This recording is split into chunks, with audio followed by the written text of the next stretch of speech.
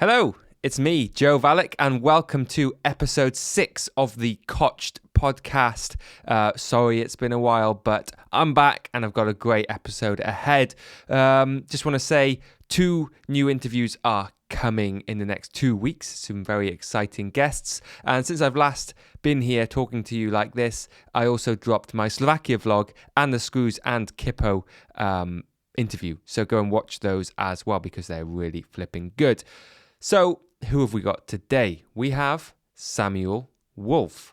Who is Samuel Wulf? Well, he is a singer, songwriter, musician, producer from Bristol. He's a very talented, very inspiring, very happy man. Had him in here a few weeks ago. It was actually on bonfire night that I had him in here, so lucky you can't hear the fireworks banging outside.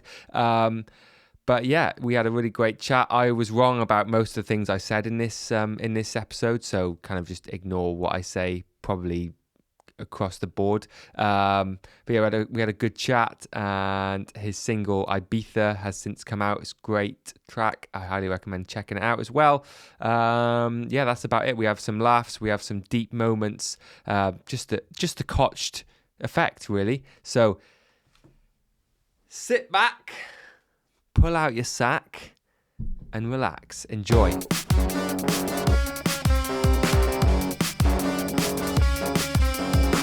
You've been in Bristol 8 years. This month, yeah. This month. Why did you come here? For the music. Yeah? Yeah, 100%. So I was living in Exeter with my dad, and every night, so I was working on site, and then every night, What, on on the tools? I On wish site, you I mean? was just labouring. Just labouring, yeah. Yeah, I wish, mate. Moving I did painting, that was good, but I never did anything else. Like, if in another life I would 100% do brickying or painting's great. My mate he became an amazing plasterer, and I was like, wow, this is an art. But there are art forms in themselves, tangent, weave, but there are art forms in themselves. Like, if you become a proud plasterer, which I've seen it done by somebody who's definitely not one of them anymore, who's a creative successor, if that's a word. If you own it, it's your art form, like playing a guitar. Mm-hmm. It's impressive. Some of the I like some of the 90s style plastering. You don't really get it on them anymore, but as a 16-year-old, 17-year-old lying in bedrooms looking at ceilings after one too many zoots, you realise there's quite a lot of different ceiling types in 80s style houses that are just wild, and you think, how do they even do that? Like, it's impressive. 100%, and what a pattern that you can see the further you go back. Like, some of the, especially in Bristol, some of the architecture is ridiculous. Like, I sometimes stand under, if I'm waiting for something or I'm walking past, I just go and take 2 minutes and just stand in in the entrance of one of these cathedral type buildings that I think the unis own, and they're you line up and they are just boom symmetrical. You're like, yeah. Yep. They didn't even have diggers or skips. Oh, that was it, you legend. That's where we went. Yeah. Because I forgot where the weave tangent went, and it was from working on site. Yes. So you came to Bristol. Yeah. For the music. For the music, because long-winded. So I was having artists around, local artists, whether they were music or graffiti or dancers, come to the flat. Me and my dad were living in a ground floor flat. In Exeter? Yeah, with a back entrance to the little garden, and no one else went in it, except us every half an hour. So we was making music, and then my friend Finley, he was a dope photographer, but he was like, oh, you should meet my mate, Andy. And then I was like, oh yeah, get him over. Long story short, he turned into my artist manager because he was studying artist management at BIM. Ding. Yeah. Bristol. Right. As I found out later, that's quite a common thing. So, and he just, long story short, bro, he just was watching me at a gig in Devon. He was like, you got to be in Bristol. And then he had a word with my real manager, my dad. And he was like, he's got to be in Bristol. And then me and this Finley character moved up. Nice. For the music. Doing what else? Just literally just grinding, or were you still on the tools? For the first bit, I didn't labour up here because it wasn't as easy getting a labouring job, because it was easy in Devon, because that's what my family are in. So it was just like, all right, you need some days. Do you know what I mean? Mm-hmm. So what was I doing? Just other stuff. Just general working, making money on the grind. Basically. I can see you in a kitchen environment somehow. True. Did you know that? No, I genuinely just... Maybe I did know that subconsciously. That's but the other work I've done over the years, is kitchen work. I can just see it. I don't know. Suits you. A lot of washing dishes, to be fair. Labouring KP, started from the bottom. Yeah, man, we've all got to do it. I think doing jobs like that, though, should be like national service, you know? Everyone should wash dishes at least like one weekend of their life in a busy restaurant. At least once. Yeah. Especially like on a Saturday night in a Michelin star. Oh my gosh. I was drenched to the soul. Yeah. Like, not literally, I was drenched, and I'd just walk home, and sometimes I'd just laugh. I'd just be like what? I mean, when I was working in the hotel, I used to feel sorry for some of the guys, because there was like two guys. There was like a big one for like the plates and stuff, and that got intense. Yeah.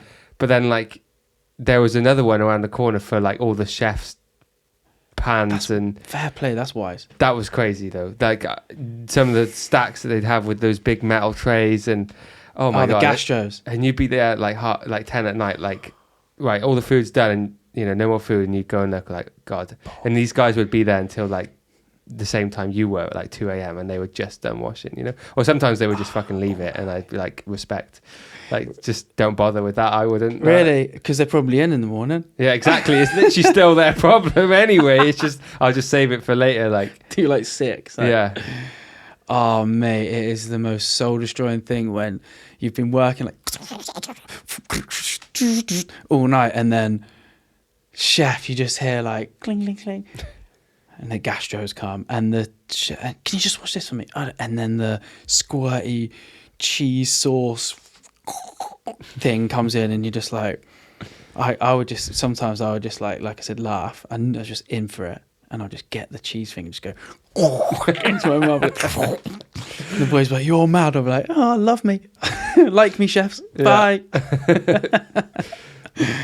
I think it's good though. It's good for the soul, man. It's good for the story. I agree. Yeah, it is. Good for the just good for everything, wound. really. Yeah, this one. Yeah. Oh, mate. Yeah, for sure. What kitchen was that, Dad? Yeah, they had this nasty dishwasher. Yeah, it's crazy. Chefs have all these kind of things all over them, and like if you got a cut like that working in an office, it'd be a big deal, you know. Whereas that's just like random Tuesday as a chef, you know. It's like, oh yeah, just get on with it, man, you know. Oh, where did you get that one? Oh, the photocopier down on 3rd. Got me an 88. Yeah, it doesn't have the same ring to it, really, does it? As in I put my hand in boiling oil, you know, just because I had to. Because chef said. Chef's fingers. Brilliant. That's class. And what about now? Are you still working in restaurants, or are you full-time music, or a bit of both? Yeah, I'll be absolutely straight as of... I'm just going to crack this. It's got no fizz left. It's sparkling. Nice. There's a point where for some reason, some men in their life get to a point where it's like fizzy only. It's a common thing. Phil from Can Pizza. Shout out Phil from Can Pizza. Good pizza, actually. Very good. He's like, bro, I keep a stash. I shouldn't say this on air, but he's like, I keep a stash of San Pellegrino just in the fridge. I don't know what it is. Anyway, tangent. Where were we? What are you up to? That's it. You've got a single coming. I mean, you're back on the music life. Yeah. That's as of right now. So you kind of went away for a bit from the music stuff. I did, mate. I did, yeah. I like a phoenix thing, like tying it with the whole like all your cells regenerate completely after 7 years, except your eardrums. So tying it in with that, it's like the 7-year cycle thing's very interesting, and I'm coming into that. We said, like, why did you come to Bristol? For the music. And like I ponder, like, have I done anything? And last night I was speaking to Francis at the Bell. Shout out the Bell. And I realised, like, yeah, the growth, like a bamboo plant, it grows something like 6 or 7 years underground without showing a peep. And you just got to water. And then, so metaphorically, and what do I mean by that is, now I've found my sound, like where I'm unapologetically singing. Last night, the guitar probably went out of tune near the ends of songs. I probably could have done this, but I don't care anymore. Like, up until this point, people would say, "How was that gig?" I was like, went flat here and did this here. Now I haven't even written the words down for any of these songs. I think I said it to you last night. If they're not good enough to remember, let's just not put them there. And I love them. Like, I play them every day as much if I can through, because they're just true, exactly what I've gone through in the last few years, with a little poetic edge, with hopefully some memorable melodies. So, I mean, they're powerful songs for sure. thank you. What I guess, because if we go back to, I think it was 2021. I think I interviewed you in Art Club. Was it 21 or I think it might have been 22. One or the other. Still, it could have been late 21 though. In fact, I think you're right. I think it was late 21. I think it was like September 2021. I think that's right. That's crazy. I'll tell you when it was. It was early 2022. 100%. Nah, it was September. You reckon? Yeah, Joe definitely. Fox? Yeah. Okay. I believe. We'll fact check that later. But what was I going to say? Yeah. What's like kind of changed since then? Like, because you kind of were quiet. You had King, you had the single King, and then that seems to be gone. There was nothing for a while, but now you're back with new songs and stuff. I'm so impressed. Like, I always remember that tune. Somebody even cares enough. Fair play, bro. Yeah. So, I mean, may as well just tell the truth. I worked like very meticulously on this project, King, and it was actually 7 tracks. And it was the pick of the litter of the last, now it would be 8 years, but 7 years living in this specific area, Old Market, learning. Like, I love Kanye West, like, and I was in awe, like many, watching him craft beats. So it was just a mission of mine to learn how to chop up samples and craft beat. So King was 7 tracks of my best beats, and then I put some lyrics over it, singing, rapping, all this stuff. And King, the single, was just like, see how it goes. But like a few of my friends say, like, you got to market this properly. And I would say, bro, like, what I've got coming now is, so I've took all my music offline, streaming platforms, because I would say what I have now is really what I believe in enough to market properly. The other stuff is like show your workings. What I've got to come is the answer. I see what you mean. You know what I mean? Yeah. People have said to me, no way, you shouldn't have, because I listened to external influence in terms of not releasing it. And I knew in my soul not to, I knew I would always take my sort of DIY demo culture music somewhere else, either my own platform or just SoundCloud, and go to the streaming platforms with crisp studio recordings of songs where, if you're 6 or 60, like especially this one coming out, it's soul. So if you've got a soul, like you probably will. You'll vibe with it. Hopefully. That makes sense. So you think it's better stuff now? I'd say it's more palatable for everyone. Whereas the other projects are like a niche. I understand I have 3 projects: Malcolm, Friends End on a Friday, King.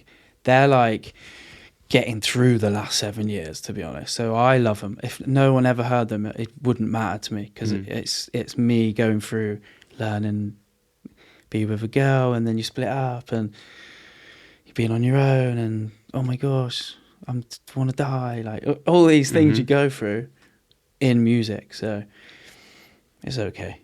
What I've got to come is like, I'm going to put everything behind it. That's good. The bamboo. For sure. Yeah, and once bamboo starts growing, then it's impossible to stop, and you can't get rid of it then. No matter, even if you take the roots out, it keeps popping up again, you know? No, that's good stuff. I mean, music, what was I going to say? Oh, music, I listen to tunes that I used to make sometimes, and I'm like, oh, I like this. I'm never going to release some of these tunes, but from time to time, I'll just go like, oh, I kind of want to listen to that tune I made like 2 years ago or whatever. And it transports me back to that moment, and I enjoy it. I'm like, is it that good? Doesn't matter. I like to hear it. I'm sure like my nan would enjoy it because, oh, I'm so proud of you. But apart from that, it doesn't. You? Yeah, that's not. I mean, maybe that I made it to release it at the time, but looking back, I'm like, oh, I'm quite happy just not ever putting this stuff out. Even with some of the stuff I've been dabbling with the last year, like I've been umming and ahhing, do I want to release some of these? And maybe some of them I do, some of them I don't. But it's just like it's an outlet, isn't it? You know. 100%. And I don't even write lyrics, so I can't imagine from your point of view. Tell me, what do you use? Ableton. Okay. Yeah. And like, what's the sort of vibe that you're making? I mean, this year it's been just like a lot of 140, or like dance music, like garagey kind of house, bit of jungle, just like messing with whatever I feel like on the time, which is kind of always how I approach making music anyway. But how you feel? Yeah, just like, oh, what am I feeling? I usually would make a beat if I'm like on the train or the bus or something. It's just a fun way to pass the time. Do you have like a little controller or anything, or are you just doing it? I do, but I tend to just use the keyboard. Just like the actual... Control K, is it? Yeah, just like the QWERTY key. Yeah, on Logic, it's like you press Control K and then you get a little keyboard come up. Do you get a little keyboard come up? No, you can just press like the keys, like. Oh, and it's just there. It's just plays, known. Like, yeah. Oh, why don't Logic? They need to do that. Apple. You still have to toggle that setting on and off, but there's no like actual keyboard that appears on the screen. Ableton's great. Oh, it's so good. It's so intuitive. I feel like I never liked Logic. Really? I don't know why. I think just that some people, you just pick one and you kind of. Yeah. Like I used to use Reason first. That was the first software. That makes so much sense. This is quite a common pathway, isn't it? I think Reason it's like the visual side of it is a lot more. GarageBand to Logic. Yeah. Was me. Yeah. And other stuff before Apple, but you know, a CD and a cereal box. EJ it was called, I think. You just drag and drop the loops. Yeah. Was that online? It was a CD. Oh, CD-ROM. a CD. CD-ROM. Wow. My first actual music production though was on my very first phone. Sony Ericsson had this like music loop software. I don't know if you ever used that. Of course I did. Mate. K800i. Did you have? Cybershot. I can't remember. It was orange. I don't know. But it was actually quite a badass phone. I'm not going to lie. I've still got it at my mum's house. But I can see it, but I can't. It was something 250i or something. I don't know. It was like orange little thing. Could be. And it had some cool loops. And yeah, and it came with these speakers that you could plug in the charger port. Yeah, it's like I remember. And this, Orange bro. Wednesdays used to be able to get like cinema tickets on a Wednesday. Oh, which is no use to me when I was 10. But like you was 10. Yeah. When I got my first phone, I was 10. Same. Like going from primary to secondary. Yeah, I think it was the end of primary school. I was in year 6, I think. But Stranger danger. Yeah, that, and also my dad was just like going away for work for like a month. So he was like, "Oh, I can text you, so I'll get you a phone for your birthday." He was like, "Oh, that's actually a nice gift." Did you have video like MMS? Yeah. You could send photos via text. Yeah, was it like it's quite a hassle though? Yeah, probably. Yeah, I don't think I sent too many texts to Manila, but yeah. Okay, yeah. Although I was probably on some kind of weird pay-as-you-go contract, so you could do international calls or something. I don't know. Right. God only knows. Times have changed now, though, haven't they? Everything. I used to buy music. Like I remember when when Michael Jackson died, I bought Smooth Criminal from the Sony Ericsson music store for 59p or something. Wow. So I was like, oh, I'm so sad. I was a bit upset, but I was like, oh, let me buy this, and I would just listen to it like out of the worst speaker ever, you know. I bought Man in the Mirror. Yeah. Yeah, I swear down. I went to sixth form, and Yeah. then so you can work that out now. And yeah, the I can't remember what it's called. The head of sixth form, maybe it's just called that. But I'm sure there was a name. But he was like, I don't know why I've gone onto this, but he was just like, oh, like so what, you know? And I was like quite emotional when he Yeah, died. me too. Yeah, man. How funny, because as we record this, who's just passed away? Quincy. That's true. Oh my god, I didn't even mean to do that. But yeah, he made the Jacko. Made Jacko happen. And Bruce Squidian, who I mentioned. I'm not sure if you know. Yes. That's who I meant. Thank you. Right, who is this guy? All right, so Bruce is like, I think he's like the mix engineer. And Of that lot? with Michael Jackson. I my mostly just gosh. know him from Jackson. I'm sure he's done plenty of other stuff as well. But Mm-hmm. like recording and mix engineer, and helped a lot of like the sound. Like at uni, they told us about this technique he came up with because Jackson was like too loud, so they put like, before they had like pop shields, they put like a pencil in front, like wrap it around the mic on a pencil, and that would like get rid of some of the plosives or something. What would they wrap them around? With like a elastic band around the front. So like you'd have the mic and you'd put a pencil like here, wrap it around with a elastic band, and it would stop some Some of the plosives. I might be misquoting that story, but it's something with a pencil. Wow, And I want to see that. Something else with, I think this was same guy, maybe with Michael Jackson or maybe with someone else, but he wanted to get like a really big room sound. Okay. So he recorded the same take 3 times, but each time he was further away from the mic with a gate. I think it was like gated reverb in the 80s or something. Okay. And so every time he'd sing a bit loud, this might have been with David Bowie, I'm not sure. And every time he'd have to sing a bit louder, but it gave like the room effect. So this guy Bruce was like revolutionary guy. So he's coming up with these techniques. Yeah, they were like inventing this shit like at the time. Thank you never for been done letting me before. know this. This is amazing. I think I'm getting all these stories slightly wrong, but like, yeah, but just in principle, that stepping away makes sense, because Matey Boy's just like analyzing. Oh, that is creation, and that's crazy, bro. That is sound. yeah, Scaping. he's a legend. Is he still alive? Yeah. He's still going, as Right. far as I'm aware. We can get his. I'm probably wrong about that too. Oh, but no. I'm pretty sure he's right. I saw I hope this so. story. I know is correct because I saw it last week. A video about this. Okay. That when they mix Beat It, Yeah. I just had that in my head. They did 98 mixes of Beat It, right? And this is a great like analogy of life. Okay. They did like 98 mixes, and they were like tweaking it every time. You can imagine, because back then they had to burn every mix. You know, you do a mix live. It's not like you can just save as and have like 98 files. It's You had like to go. they had to, if they wanted to, they had to recall. If they wanted to go back to mix 3 or 17 or whatever, they'd probably have to set the desk up in that way again, and then ride the faders live. So anyway, they did 98 mixes, and Quincy came in the studio. I was like, "Oh, what are you guys doing?" It's like, "Oh, we're just mixing Beat It," and they're playing him mix 98. He's like, "Show me mix 2," and they go back to mix 2, and it sounded way better. And they used mix 2, and they did 98 mixes. And Quincy said, "Let's just go back to the start," and it was best. Wow. The best one was the second one, which is a great analogy for just like don't overthink stuff. Yeah.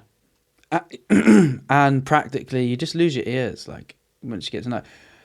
That's what happened with that King project. It took me 7 years. I just mixed it. I mixed it for 2 years.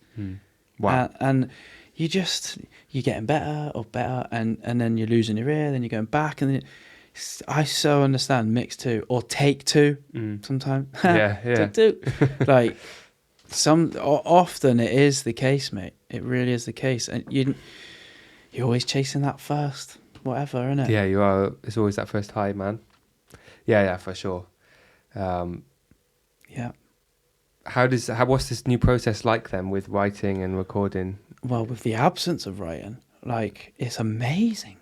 feel like Jay-Z. No, like, it's really, I mean, it is interesting. Like, it started in, so the first song on the, so I've got a 6-track project where the very first one, technically, I wrote the words down, but it was years ago. But then I just had it in the locker, and I just so happened to want to start with that. And then the little flow that goes over the first verse, let's call it, completely just,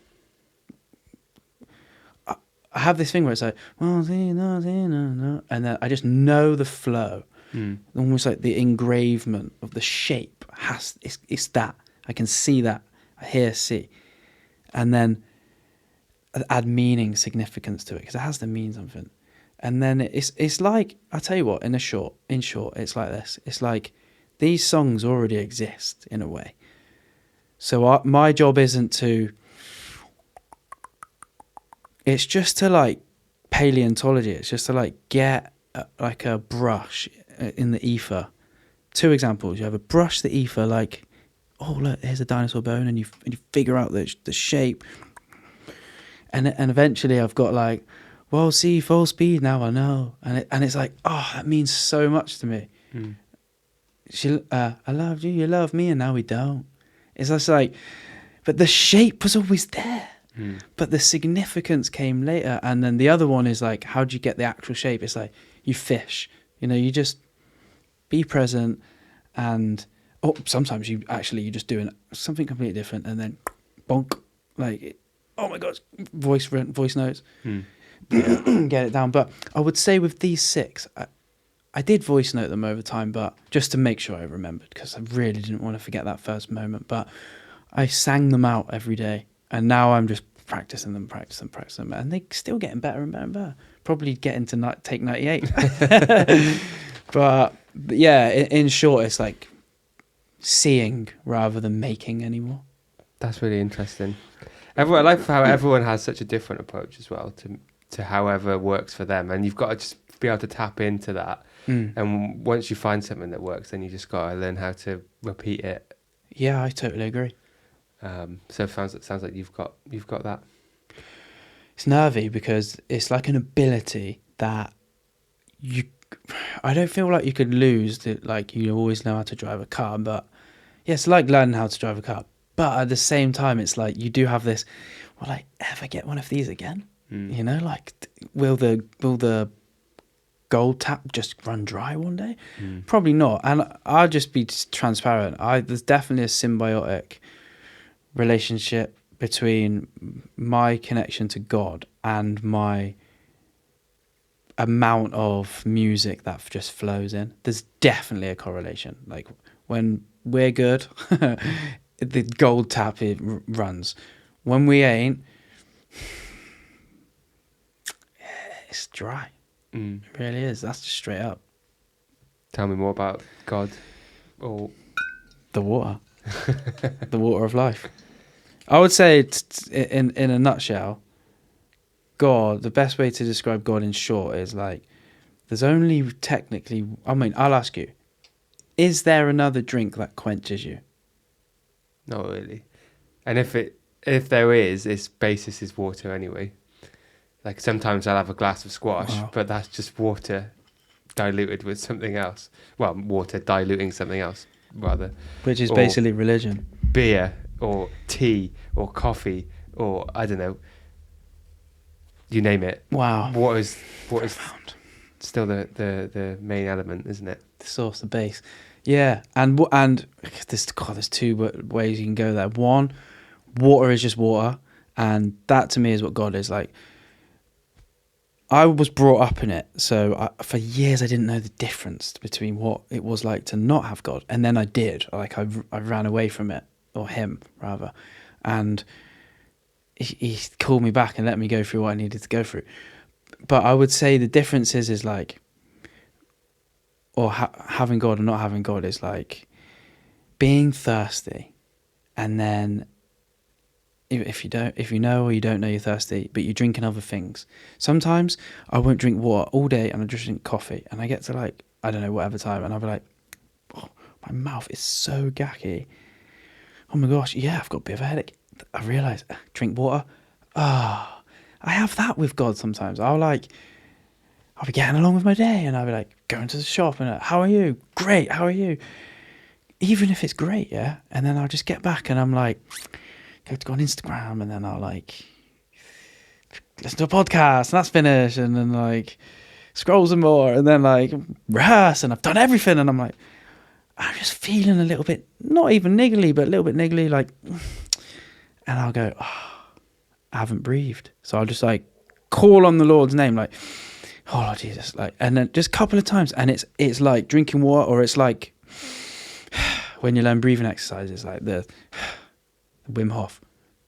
It's like that, and everything just goes. And I'll just be, do you know what?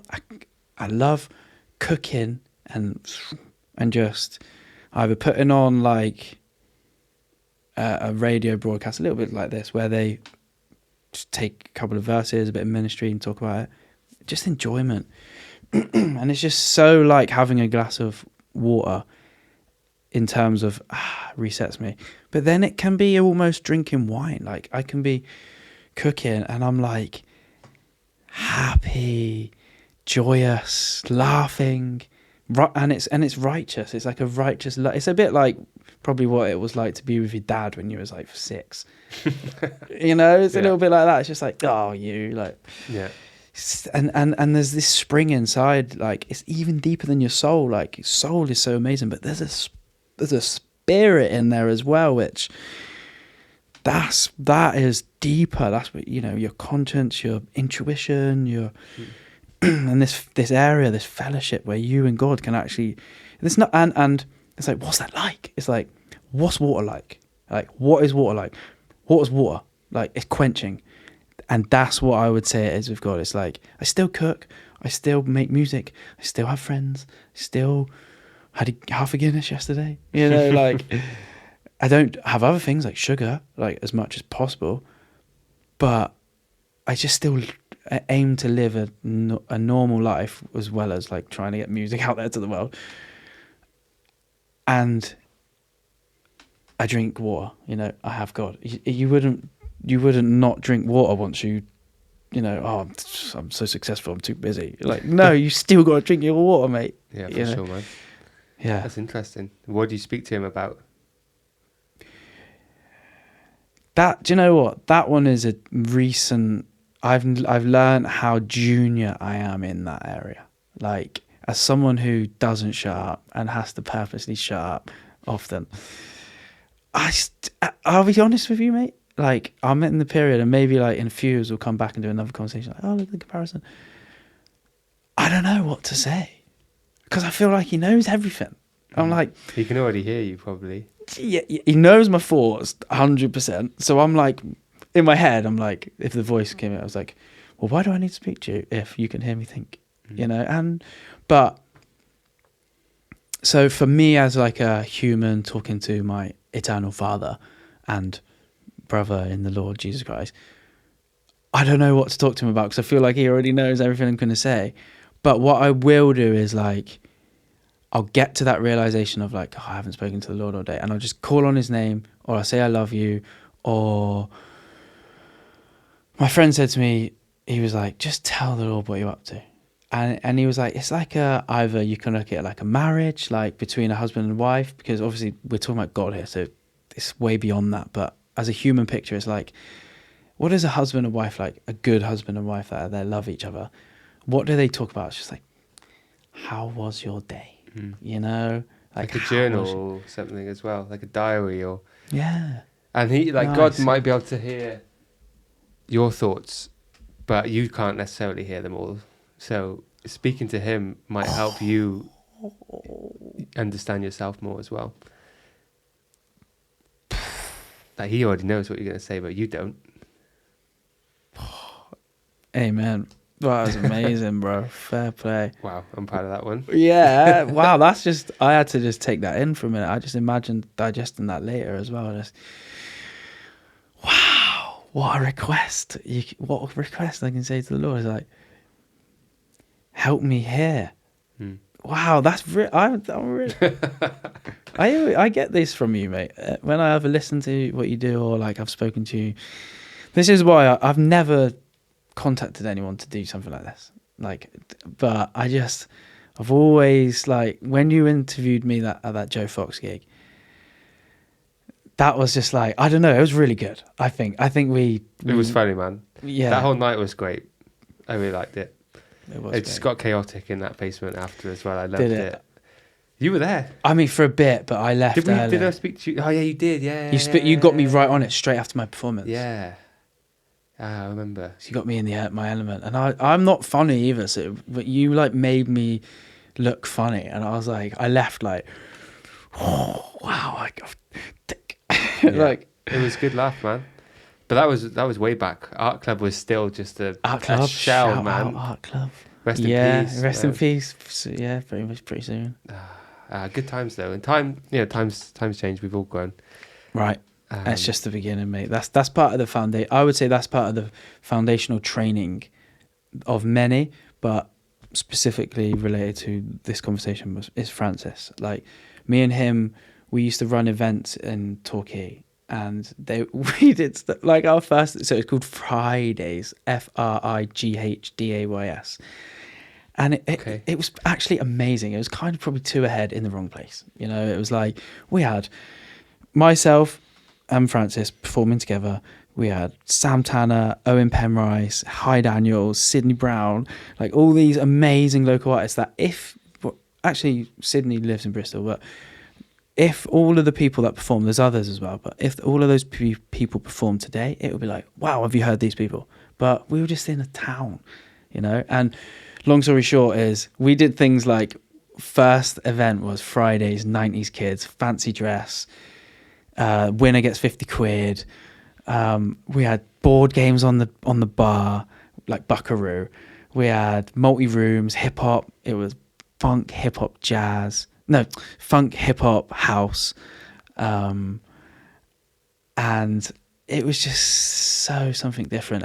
And it was, we made nothing. Like, we lost so much money and it got bailed out by, definitely my dad, definitely bailed me out of like a macro, you know, it's like a Costco type thing, bill.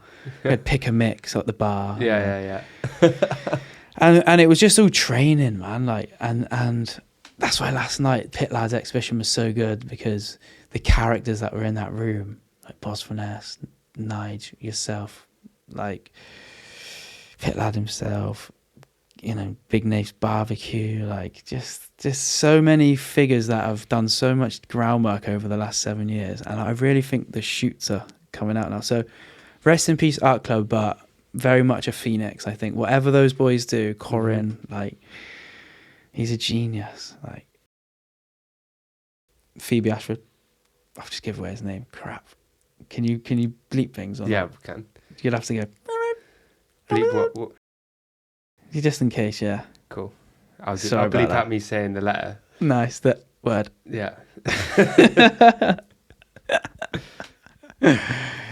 Yeah. Just I think the next 7 years, what we're in right now, it's begun. It's 100. This today is, like I said, I've never done anything like this before, and I love it, mate. I was so up for it. Thank you for being patient, for waiting for me. It's all right, man. Amazon and me. Got there. You had to wait a month for me, but it's good. We're here now. Is that how long ago I messaged you? Something like that, yeah. Wow. Yeah, lots happened since then, to be fair, so that's good.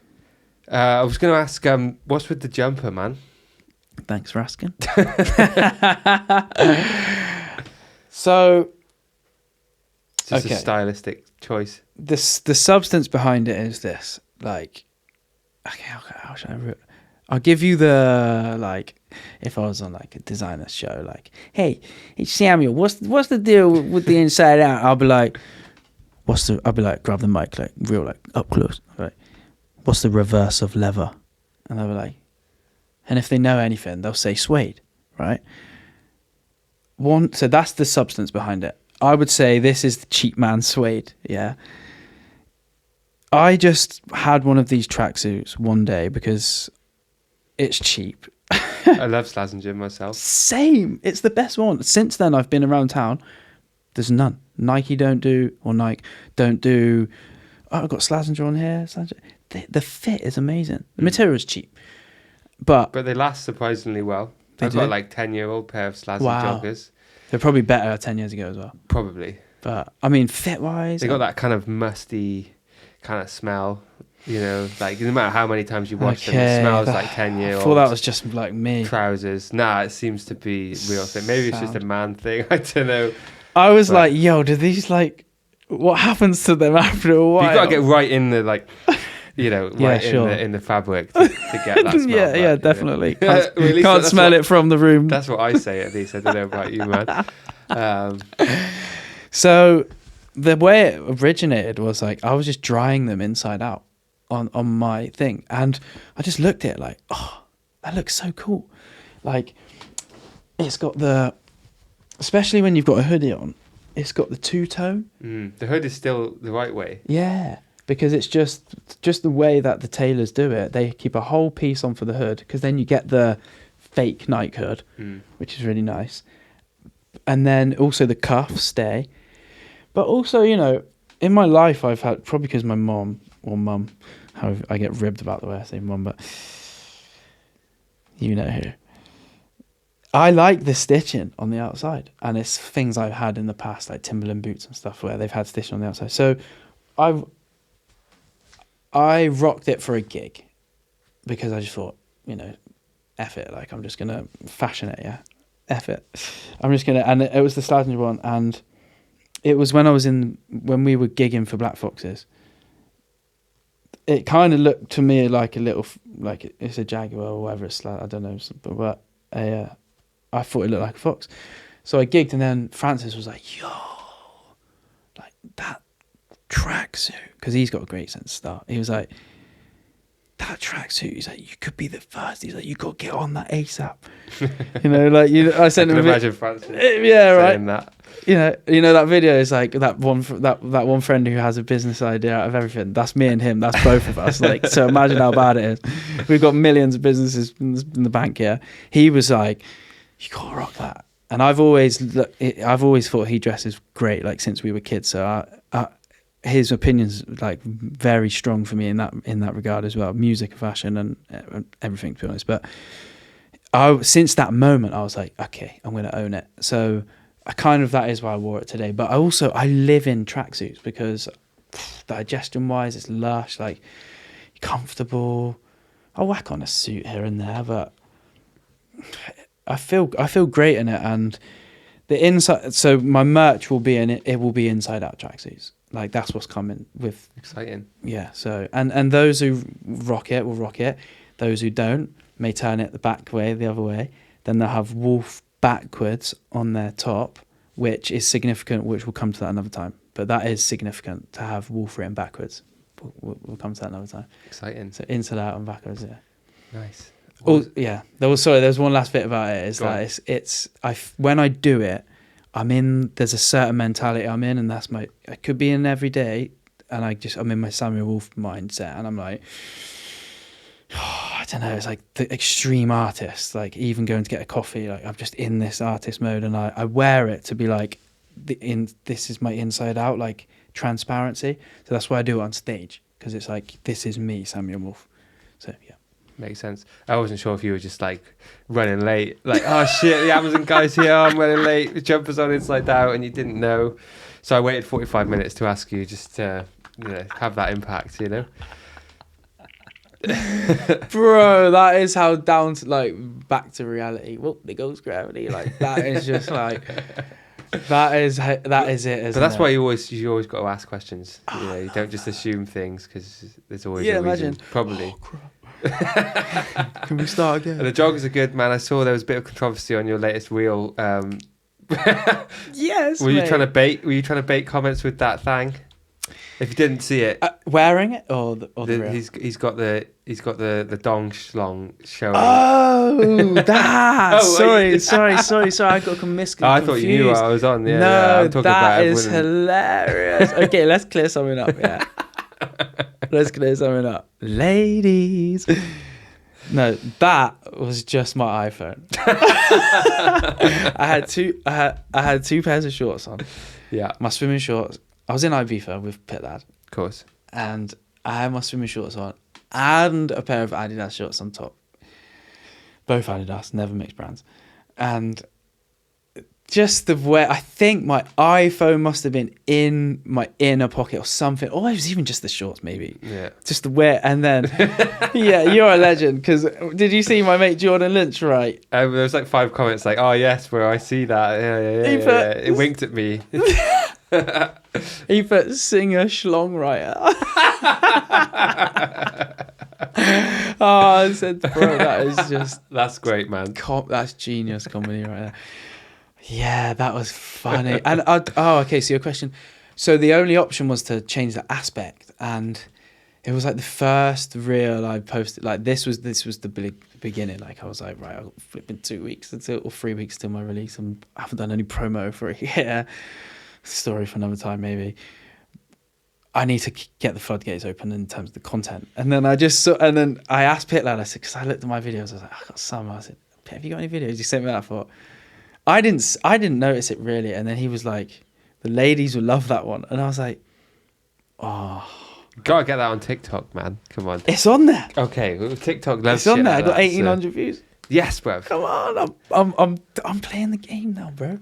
That's what you gotta just get posting, man. It's quite hard, but It is when you don't want to do it.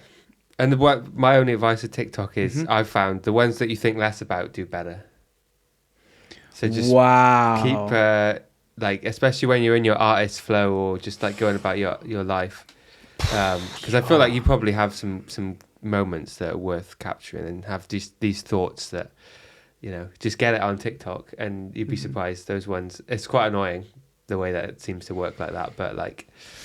Yeah. While we're in this phase of train of thought, can you give me any practical examples, or does that? Well, yeah, it's like one I posted recently that I thought was quite funny, but it took me 5 minutes to make. Yeah. Just a video of me working. I was like, I'm going to post this today because I saw a guy, I think it was in a service station, at the urinal, freehanding the piss whilst texting with 2 hands and thumbs at the urinal. And I couldn't stop thinking about that for like 2 weeks. So I literally took a 7-second video of me doing that and wrote that text on the screen with some music, posted that, and it's not my most viewed video on TikTok, but it's the most liked by it's got like 6,000 likes, only 25,000 views, but I've got some videos with maybe like 35,000 views, but only like 200 likes. So no one knows how the system works, because by my calculations, 5,000, 6,000 likes should mean more than 25,000 views. I don't know, but the point is, true. I make clips and sometimes I spend ages like perfecting the clip and making sure everyone's in frame and getting the subtitles on point and posting it, and it gets like 12 likes and it's like, oh, safe. And in this other video where I just thought, oh, this is kind of stupid, let me post that. 25,000, 6,000 likes, you know, loads of comments. It's like, okay, it's true. It is true, mate. But it's also funny, so I'll admit it, you know, being funny helps. But also just being controversial or being asking a question, I don't know, but you just got to just do it, you know. Just got to get it out there, don't think about it too much, you know, and just let it fucking flow. I agree. And because people will feel that authenticity as well. 100% authenticity. I literally text somebody, a client that I'm working with, because I do content creation in the Matrix. So I just said that's what comes up. It's authenticity is what we want, and we want it, don't we? Like, you know when something's inauthentic, bro. The music this is what I have said since before social media, because Bebo days, you know. Yeah. When I was writing it was maybe just slightly after Bebo actually, but it was just like, I've always strived, and this is why it's taken me so long to present a product to the world, because I've had many opportunities to present products, but I was never satisfied, because I've always wanted to make music I like, you know. And it was like, same as Kid Cudi, it was like, if you like Kanye West and Kid Cudi are people who have said the same thing. If you make something that you like and no one else likes it, one person likes it. If I make something that I think you're going to like and you don't, and I don't, no one likes it. What a waste. You know, as simple as that. But also, like, making art is for us, isn't it? Really, as the artist, it's an expression. So if you don't like it, okay, yeah, I like everything that I've made, 100%. And if I don't, I just don't continue with that. I don't know how we even got to this again. Sorry. Just TikTok yeah. chat.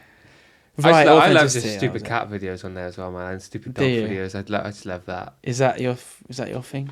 Ah, mate, I like all sorts of things really, but I do like I'll stop on my tracks for a good cat video or good. I saw a good one yesterday, a cow and a duck that have become friends, and they're just like the cow standing in the lake, I'm for that. and the duck is like bobbing its head, and the woman film is like, oh, you guys are friends for life now, you know that, right? Big and then cow.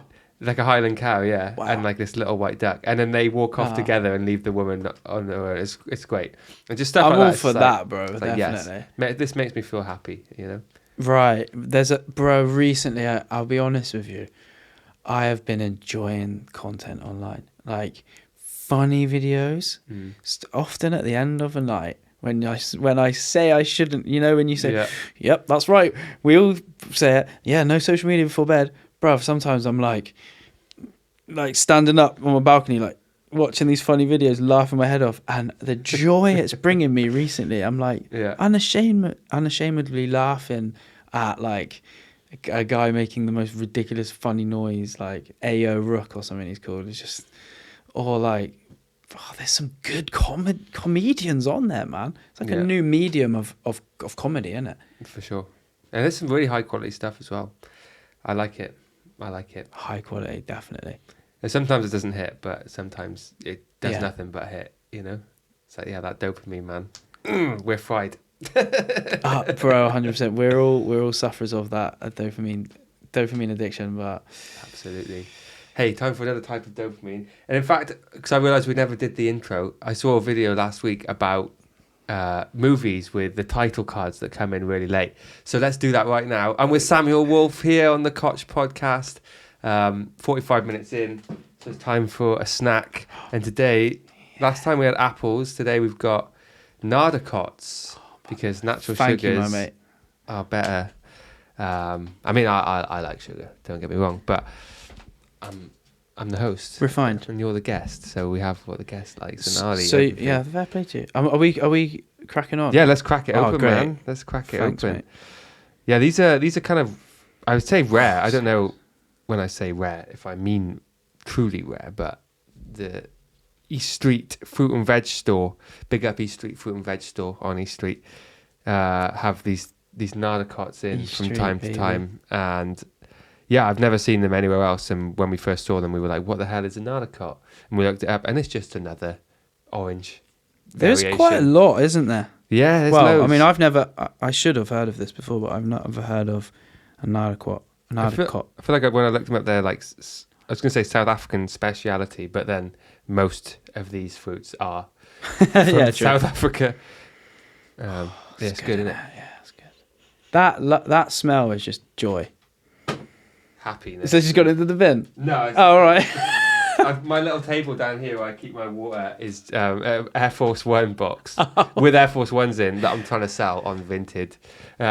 Put that in for 10. Yeah, I should actually up the price of these. They've been in the Cotched podcast, man. Now these are Really? Yeah. These Featured. shoes, man, yeah. Could you put that in the box just for like half an hour, and then when they open the box, oh, that's nice, isn't it? And then when I opened this box, it was really fragrant. It smells like oranges. What the fuck's that about? Do you want me to put this anywhere specific? Yeah, I'll chuck it back on there. I thought so. You looked very tidy and clean as a person. Oh, thank you. Well, cheers to the orange. Cheers, mate. You had nothing to look in my eyes. Yeah. Well, You sorry. have to ching and look in the eyes. I reckon you got that. No, it's nice. Good stuff. Any seeds? No, shouldn't be. Maybe one. I had one earlier. There was What? No way. one seed. One seed amongst the midst Yeah, only just of one. the totality. I'm not a big fan of when they got seeds in. I know it's more natural, but it's just a bit inconvenient. It's like, You're like, and you're like, oh, do I swallow it? I don't know. I was going to ask you something. Something you said last night. Oh my gosh, this is like a sweet. It's nice, isn't it? Oh, it's amazing, bro. Yeah, Thank you. it's all right. Yeah, you said you take this supplement. Is it, what was it called? I knew you were going to ask me about Zeon or this. something. Zeolite. Zeolite. Yeah. Tell me what. When this I was goes thinking about this viral, all we're going to day. have to buy a bulk. I was like, what is this? What is this It's real? amazing. It's a solution I've got. My mate, he's really into, when he hears something good, he actually jumps on it. Like, he's good at that. And he's like myself, like the ADHD autistic threshold, like quite heavily. When I did that test, bro, I actually had to stop myself from weeping because I was like, "Oh, this all makes sense now." Come to that another time. But this stuff essentially is a heavy metal remover, and you'll find, like, amongst many causes of why we go through these different neurological divergencies, is heavy metals is amongst the offenders, if you will. I do.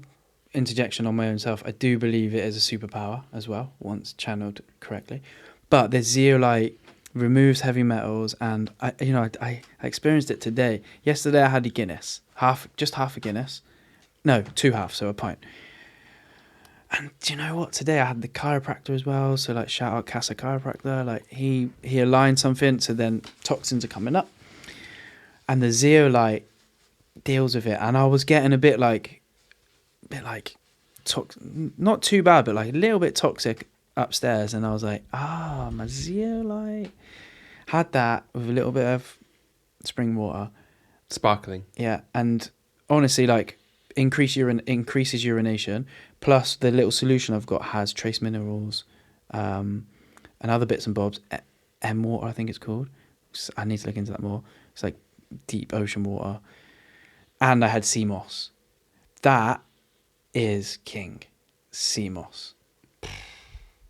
If anyone suffers like depression or anything, try sea moss and exercise. But sea moss is just 92 minerals out of 101 minerals. And if you eat fruit, the vitamins need minerals to deliver. The minerals deliver the vitamins, basically. So interesting. I should get on it. I've heard people talk about it for years, but I've never. That's amazing. Never done it. Life changing. Really is. Okay. I'll add it to my list. So I need to, from what I've been told, I need to get lion's mane. I know you haven't mentioned that, but people are always talking about it. Brilliant stuff. Ashwagandha. I'm not sure about that. I had it today. Yeah. I love it, and I'm not sure. Interesting. My girlfriend's just got some, so we're like. I think it's amazing, to be honest. She's gonna find out how it goes. And then obviously, CMOS. Yeah. And Xerox printing. Zeophile? Zeofin. This is sick. What a moment. I don't know. What is it? Zeolite. Zeolite. Yeah. Damn, I knew it was one of them. Yeah, it was I bet close, it's with a man. T, isn't it? Lite. Yeah, it is. Yeah. All right, well, that's on my shopping list. Grandma, if you're watching, you know what to get me for Christmas, all right? I'll hook you up. I'll get you one. Loads of minerals. I'm trying to be healthy. I get you a bottle for a tenner, and people are selling it for £90. Greedy. What? Yeah. What, Zeolite? Yeah, my friend's got a good plug who's like... The Zeo plug. Yeah, and he's like... He said, all he says is everyone's greedy. He says, basically inferring, like, you don't have to... evidently, you don't have to sell it. It's just like when you've got something precious, you want to make more money on it, but it's like that authenticity thing, isn't it? Like, if I can say to you, bruv, this life-changing, like, supplement is there, and it's like, how much is it? Like, go online, it's 90 quid. You're like, it's like tenner. It's like, let me give it a go. It's intense. It is intense, though. It brings up, like, traumas, like, because because of heavy metals and stuff, you store negativity in certain ways. You know, if you, like, keep clicking your neck in certain ways, often it's, like, linked to neurological traumas, or maybe you were hit and you had to dodge it or something. It could be anything. So the heavy metals helps get rid of that mucus that's trapped. Interesting. We store a lot of trauma in our hips as well. That's what they say when you're doing yoga. Like, if you're doing pigeon or whatever, they say you might feel angry because it's in the hips. True. And yeah, man, it can be emotional to do them hip stretches. Makes you emotional thinking about it, to be fair. Like, I've had a lot of those moments in yoga. Yeah? Yeah, definitely. And, like, the song that this girl is about, I hate even saying that word. The girl that I used to be with, I'd rather say, was a yoga instructor. So it's so like, oh, it's so deeply rooted, like, Damn. but it's true. Like in the hips, you're doing like, or even warrior 1 or 2, like you've got to maintain that engaged. Or you know what used to get me, bro? One-legged. Yeah. With the eyes closed. You'd be like, stand there and she's like, you'd be standing there and like, close your eyes. And what the heck? Yeah, I find like falling flat on your face does that to me as well, man. But just kidding. I like to keep the eyes open though, just to make sure. Well, you had to do it. She was like, close your eyes and really? lift your leg up. Fucking hell. Bro, I was getting so angry. I was like, how can I not? How am I like this age and not stand on one leg with my eyes closed? But it was that thing of trapped traumas and stuff, I guess. Wow. The first yoga class I ever went to, I like the first 10 minutes or whatever, I just couldn't stop cracking up. Because I was probably like 17 or 18. I was like, yeah. I was like, it's really like this. Like, wow. People joke about it, you know, and like the instructor was great, but and I went to loads of her classes after that. Once I got through that first class, by the end of it, I was like, I'd worked through that, but I was just creasing. I was just like, yeah, it's funny. She was saying stuff like, oh, just like breathe in and just think about taking in all the positive crystals that are in the air, and then when you breathe it out, all the negativity goes away, and all these little bubbles are your bad thoughts. And I was just like, nah, fam, it's not really like this. But then, like I said, by the end of the class, I was like, damn, I feel good. Yeah. So I just sort of looked past at the end that. of the class, like, namaste. Yeah. I look past it now. Is that what you did a song yesterday? Is it called Terror something? Terror. You said it's very special, and you said I play this every day. Yeah. I don't want to use the T word because it's overused. Yeah. And I love this song or something. Yeah. So what's that about? Firstly, what's the T word? Well, a lot of people say like on stage they'll be like, and just in general they'll be like, this song is therapy for me. Like I didn't want it to be therapy. I was wondering what word it. Nobody got it except Matey Boy next to me. He was like, unless he was just being polite, and he was like, but like, yeah, it was. I didn't want to ruin the moment, but it is a type of therapy, I guess. So I said relief. It doesn't really have a name, that song. But I wrote that in. Mentally inscribed that song in Mexico. Wow. Yeah. Mexico. What are you doing in Mexico? Getting this chick. Oh, okay. Yeah. The yoga instructor. Yeah. Okay. It all comes back to girls, isn't it? Yeah. Well, yeah. I mean. Well, women, not girls. Just for the record. Yeah. But yeah, that catalyst and that muse, like it's age old, isn't it? Like that is this. I mean, soul music, love train, like those two words. That's why I love soul music. I think it's one of the main uncorrupted genres.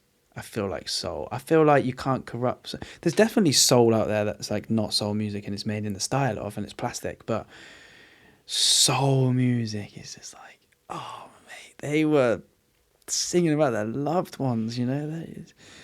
Because we're in the moment, I can't think of any other than Love Train right now, but like because I'm in the moment. But yeah, those words that they sing about. So I've always gravitated towards hip hop, disco, funk, and soul, and really they're all it's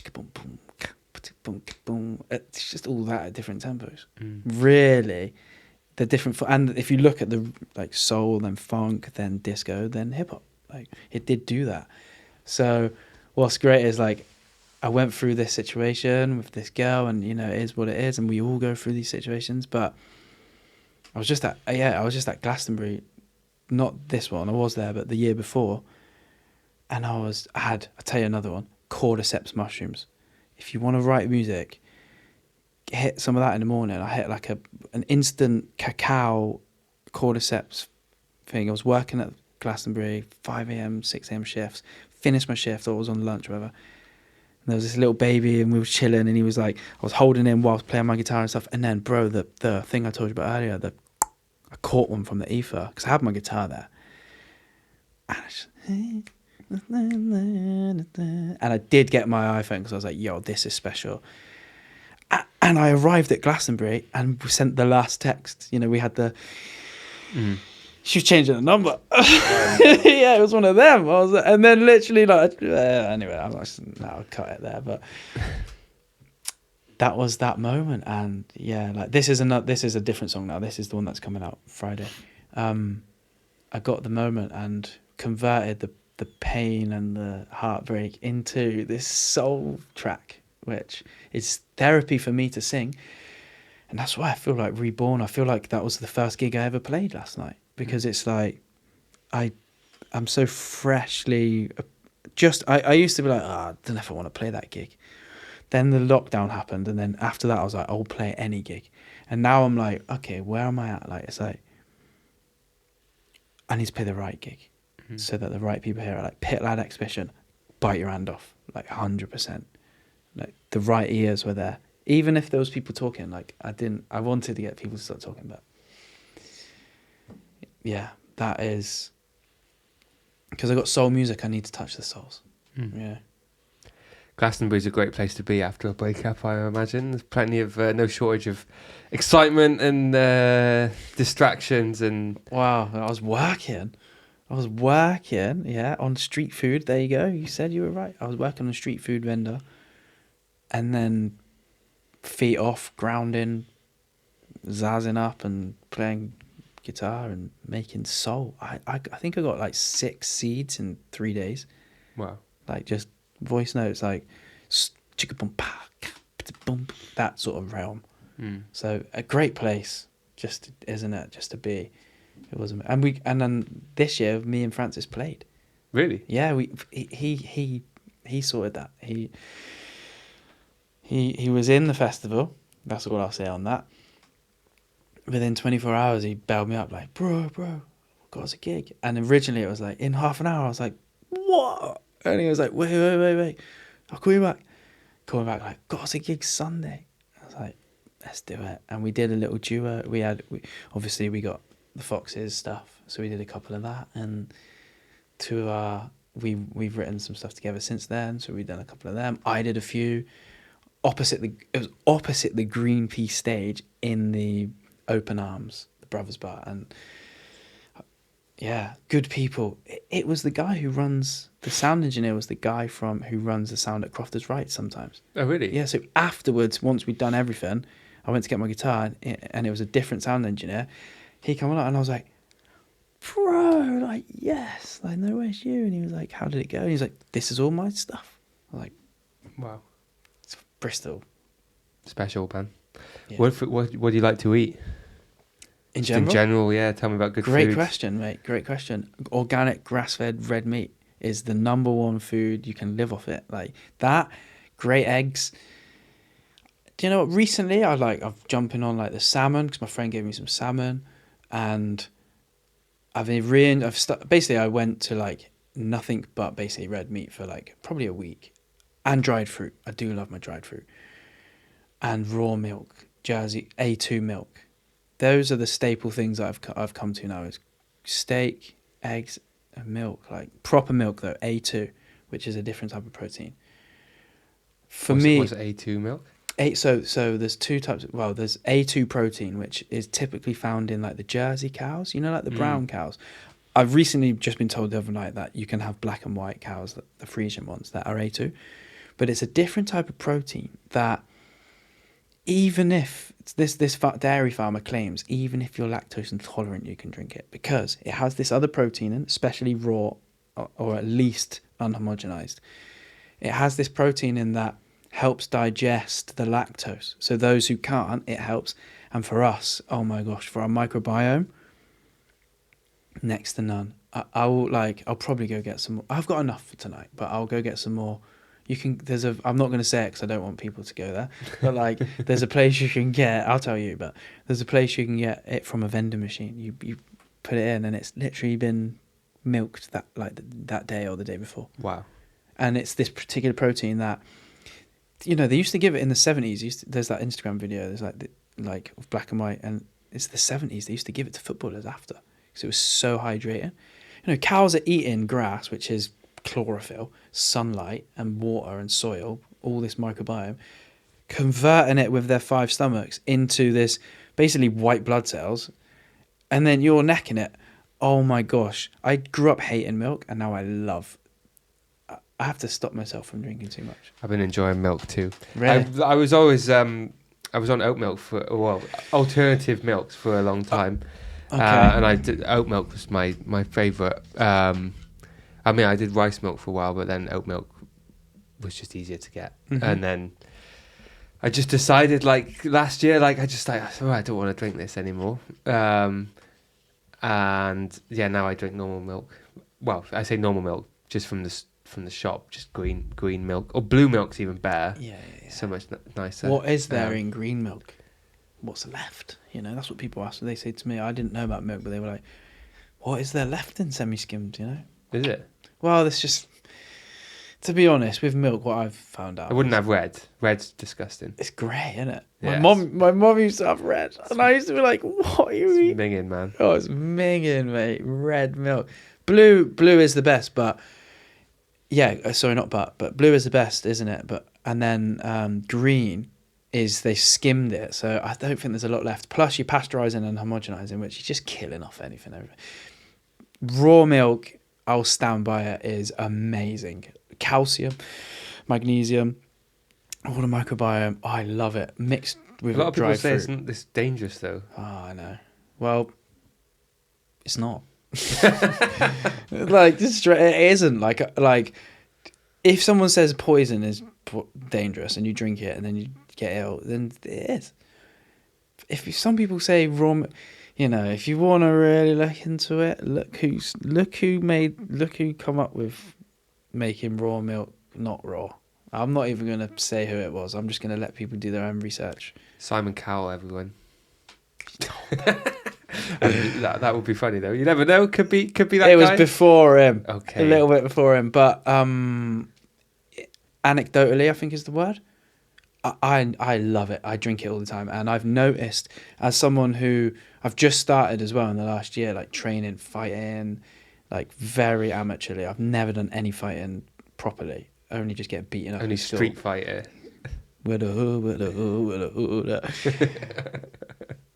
Only just like trying to fight people at school and then getting thrown to the ground. Like, yes, yeah, mate, you are tiny. So I've never been big, and like I've just started fighting, and you realise, oh my gosh, there's another type of strength you need. So I'm like trying to, and I definitely noticed the difference with grass reared red meat and organic red meat and the raw A2 milk and eggs.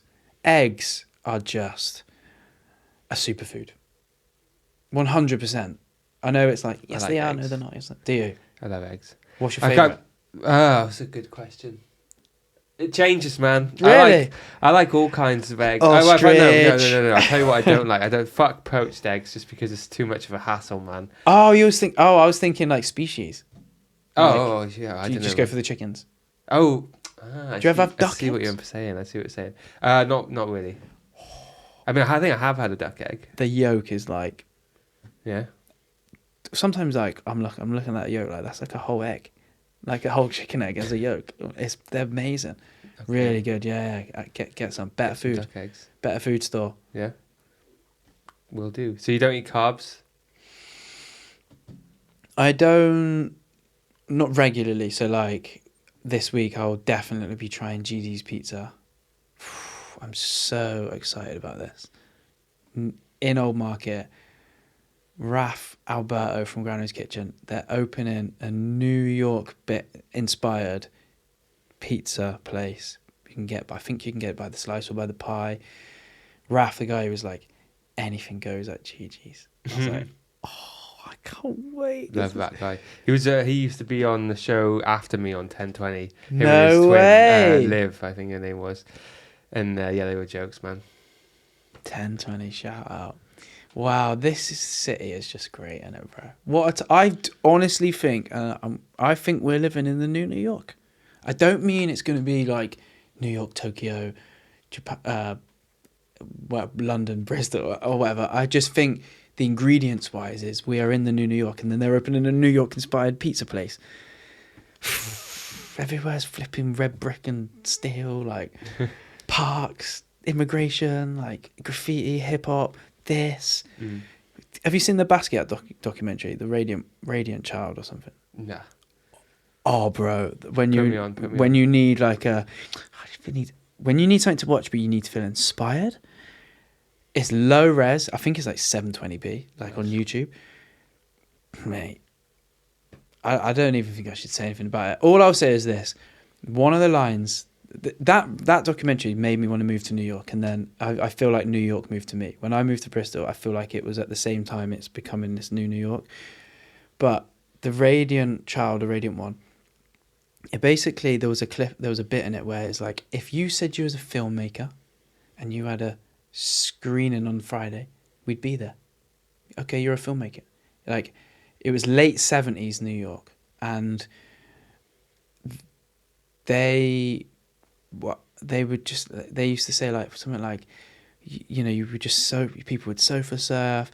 There was these parties, you know. Basquiat was like, before he was Basquiat, he was Samos. So he used to write like on the walls at parties, and people were like, "Hey, your Samos is here," and he'd write. He was like the original Banksy in a way. Like, I think he was before, maybe similar time, but he would write Samos says, and then it would be like political quotes or whatever.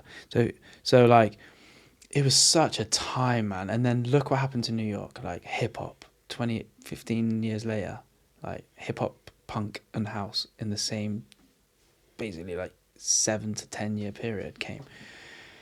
So I just feel like, as appreciator of that, like that's what I believe we're living amongst in principles. You know, you can't go anywhere without seeing debt graffitied, or like, you know, people like Inky, and, yeah, like they've got their murals and more tags. Like, yeah, exactly, mate. Debt's everywhere. He's like Southwest. It's amazing. No, that's a whole other thing. I love that. I love graffiti culture. Always been too scared to tag, but right. Always appreciate of getting caught. Fuck knows. Yeah. Are you left-handed? Nah, man. Oh, because I thought like you just went to airspray with your left hand. Nah. Are you both or one? Nah, man, just right-handed, right, through and through. But yeah, I always appreciate it. Like 10 Foot he's like London legend. Yeah. Seen his stuff everywhere, and I always remember there's a guy. I feel like he must be Slovak.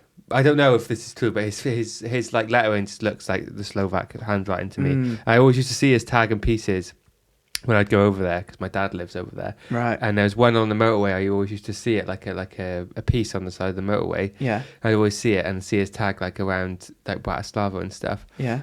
And then when I moved to Bristol, I saw it here. I was like, what? Trippy. I saw it in New York when I was in New York. I've seen it in Tel Aviv, and I've seen it somewhere else. I can't even remember. And I was just like, fair play. Fucking hell. Like, that's amazing. And he's not even like known guy. So you imagine like people like 10 Foot who are known, or like, right. I can't even think of other tags off the top of my head, That's but amazing. like, or like Flash, I don't know, like that are known in London. They're also over the world, you know, and they're known. Right. So like, you just got to know. If you know, yeah, you're going to see it. And it just makes me think these guys, their life is just to like be up, you know, and they probably just go on these holidays just to tag. Wow. Probably just go for a long weekend, just tag the fuck out of a new city, and then just go home and get on with their life and do the same thing next week. Although I say get on with their life is that. That's what they do. Do you reckon like they've got other like? That's like their Neo life. Do you reckon they've got like a Mr. Anderson life? Like, do you reckon they? Probably. Most of them probably just sell drugs. Like, not even like in a bad way, but like, you know, I think to give so little of a fuck, you've got to have not that much to lose in that sense. Ah. That sounds like a that's negative way, but like you wouldn't if you had a family of 4. You wouldn't, like internationally travel if you get to caught, tag, you have a lot more to lose. Whereas like, right. All right, well, I'm selling weeds. You know, if I get caught tagging, then whatever. You know, well, business is. I think this is a break, documentary in the making. You know, like this, like not this name, but like the secret lives of the world's greatest taggers and that. And it's like, you may get this character, but then you may get like the CEO on like 40 mil a year, who is also blah, blah, blah, blah. And he's like, he risks it all every time he does it or whatever. That would be sick. That would But be they have connections like that though. They must do, because do. like, especially in London, like they did some mad tags, you know, like on big 20-foot story buildings, or like on Boxing Day 2021 was it, I think, like this 10-foot crew, like they tagged up like Oxford Street or something station, and no one knows how they got there, but is there a video on that? I think so. I feel like I've seen that. And yeah, but they said like we went through the tunnels. Like, don't ask us how, but we went through we came in where the trains go, you know, and we had 2 hours when there was no trains, and we had to, you know, like that. Yeah, it's just like that's crazy, amazing. you know, to live that life, to even think about doing that, running through tube tunnels, like it's mental. And bro, it's like, and I'm one of these people, but it's like when I see musicians and they've got so much gear in their hands and they got 2 guitars on. You know, I've got photos and videos of myself of the same thing. You're like, and you've not got paid nothing, and you're all doing it, and you're like, right, guys, see you at rehearsal. Like, this isn't me now. Like, I've heard like a few people, like, I live near the Exchange, so like I've seen like bands go, and they'll be like, right, guys, I'll see you on Wednesday. Yeah, pirate. Yeah, cool. And you know, you're just crazy for it, aren't you? So like going through tunnels to tag, like, I know what you mean about like the lifestyle, innit? It's probably a certain lifestyle. Mm-hmm. That's you. Like, you want to climb through tunnels? Yeah, let's do it. Yeah, man. Got 2 hours, or else would die. Yeah, literally, like Teenage Mutant Ninja Turtles, you know? Yeah, proper. Oh, mental. Love it though. Good for them. Great for us too. Like, what a great thing. Bro, it's actually laughable how much the graffiti changes in Bristol. Like, I walk to St. Werburgh's every day. It's like my little walk. And honestly, like, there's this one place I'm like, maybe sometimes once a week. In the summer, it was once a week, minimum. I was like, these are murals now I'm talking about, like, proper technique. Unbelievable techers. Like, yep. Dean Lane, every time you walk through there, even just down East Street the other day, I was pointed out to my girlfriend. I was like, oh, there's a new piece up there. And she's like, oh, where? Like, I'm like, well, like, obviously there, like, that's a new piece. She's like, oh, how can you tell? I was like, I haven't seen that before. I just know that it's new. Yeah. She's like, how the fuck do you even notice that? It's like 3 stories up. I was like, because I would just recognise that. If it was there before, I would have seen it. Yeah, for sure. She's like, wow, okay, fair play. Tuned in. So I like it. Now I've seen it, but I would never have clocked that it was new, or like probably even clocked it, you know? Yeah, fair play. So some people are just unknowingly digesting the graph. Yeah, they just don't really take in their surroundings as much. Yeah, yeah, true. She always says, "Oh, when I'm out with you, man, I just follow you in it. I don't need to think as much because you know the way in it." So. Oh, that's so sweet. That is what you want. Which, yeah, coming back to TikTok, seeing other girls on TikTok saying the same thing, like, did anyone else have like boyfriend brain whenever they go outside and they just like turn off? And apparently it's just like a real thing that girls do because they just don't have to pay attention then. Which I would like that luxury. I would like, you think you have, or you want to? Yeah, I want to as well. I want. Yeah, I'm just like, you know. Oh no, I mean, I haven't around all the time. I haven't met a chick who's done that. Oh right, okay. I was saying I want to. Well, maybe you have, and you just didn't know it, man. That's where I was going wrong. No, mate, I'm the same, bro. I am like ping, ping, ping, ping. But there is, I don't know, but like I've seen science on it. Like it's the primitive. Wow, I've seen theories that it's like when you had hunters gatherers. I don't know if you know this. Like if I do apologize, I apologize. No, I probably don't. Tell me. With hunter gatherers, you would be always looking out for the prey, like to hunt, but you'd also be looking out for the predators. But then if you take that individual and put them in a classroom, for example, you're telling them to just look at their board, but they're doing this, leaning on the chair, looking around, chit-chatting, playing with fiddling. Because naturally, some of us are more like the hunter-gatherers, and we're looking out for predators whilst also simultaneously looking for prey. So we're on our way somewhere. Oh my gosh, look at that new piece. Oh my God, did you hear that lady? And we live in a loud world right now. Yeah, man. Fight or flight is on all the time in the city. Can't be helped. It's intense out there. Do you do breathing exercises? Not so much these days. Oh my gosh. That, if you ain't got no money for any supplements, just do the Wim Hof breathing every morning. It is, I'll tell you what it's like. It's like loading up your laptop with a new username. It's the same hardware, but, and then you hold, just breathe out, and you just wait. CO2 retention, I think, is the overarching thing. You load up the parasympathetic nervous system. Just that alone is like amazing. But then you start adding the supplements, and you're just like elevated. Yeah. Sometimes I'm up. like, I'm just gonna disappear into the ether in a minute on a full moon or something. Like, damn straight. Well, that's a great place to round it up, I think. We've been chatting for an hour and a half. I can't believe it. I just clocked the time then. Last time I looked at it, it was like 50 minutes when we had the thingy. And I looked again, it was an hour and 10. And now it's an hour and a half. It's like, wow. Where's time gone? So, yeah, before we do, anything else you kind of wanted to discuss or want to...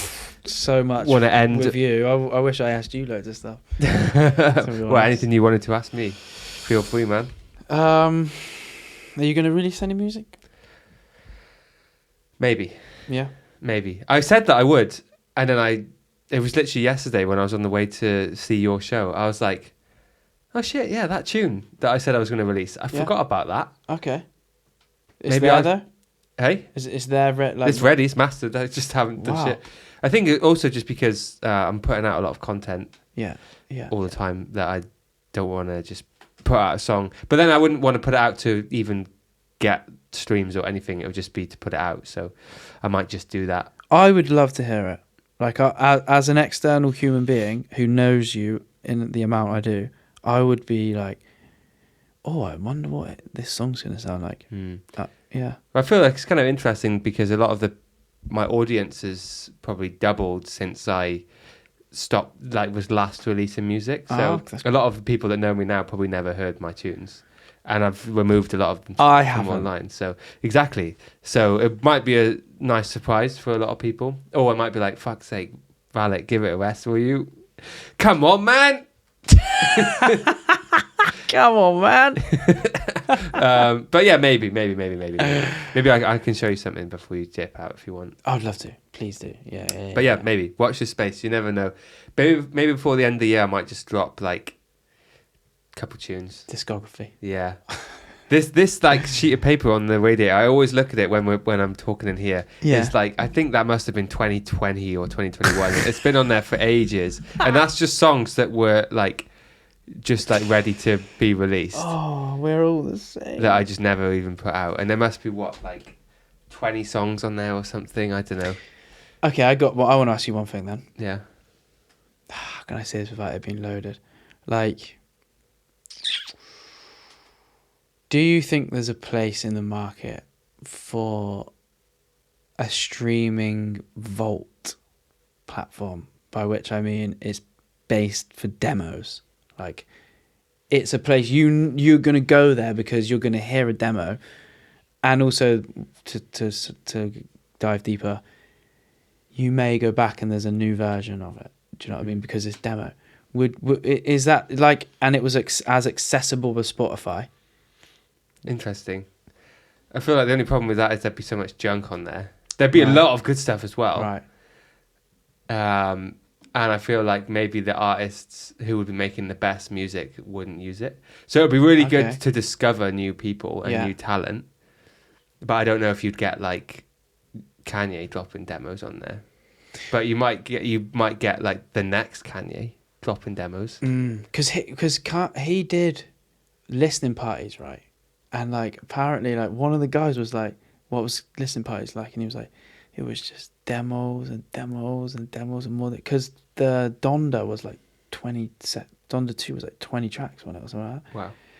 But that's what I'm saying. They're not framed as demos, are they? And I just feel so to be specific, it's not just any old music. It's demos, that you're gonna take to the studio. There probably is, and we don't even know about it. I know there's a True. story about, I think it's Marvin's Room by Drake, which I love that tune. I love that song. It's so fucking good. And yeah, like that tune, he was sent to Drake, like it was just in a demo pack. Right. And Drake was like, yeah, this doesn't need any more work. I Wow, love that it's so exactly. stripped back. And then they basically added like one more synth. Right. And yeah, that was a tune. And they kept it so like that because he loved the demo so much. Wow. I'm speaking the story as if I was fucking there, but I felt like I was there when you were saying it. I saw the producer talking about it. He was just like, what? Like, nah, this is dead. Like, I've got way better tunes on here. It's like, nah, and he saw the vision of it. Yeah. So yeah, maybe there was a platform. There was room for a platform like that. Maybe. Maybe that's what people should just start using SoundCloud like that. That's what it was, right? SoundCloud was essentially that because it was instant upload. Mm-hmm. But they It kind still of is, but there's too much pressure now. yeah, and they went two directions at once. They went like demos, but then also like they just pushed Billie Eilish or someone like fair play, like but they needed to do that to survive. Otherwise, there would be no SoundCloud.